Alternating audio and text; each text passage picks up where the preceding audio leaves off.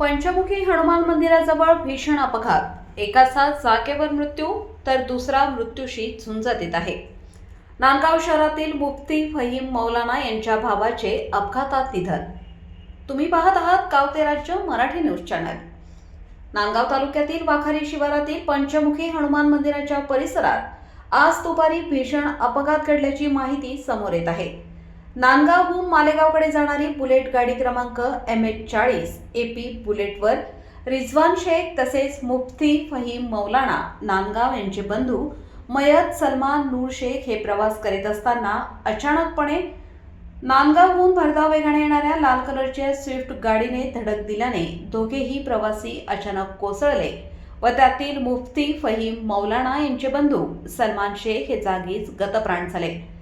Swift गाडीचा वेग इतका प्रचंड होता की या गाडीने 4 ते 5 पलट्या खात गाडी रोडच्या विरुद्ध दिशेला पडली. गाडीतील प्रवासी यांनी तोंड ठोकत पसार झाले. जखमींना नांदगाव रुग्णालयात दाखल केले असता सलमान शेख हे मयत घोषित करण्यात आले.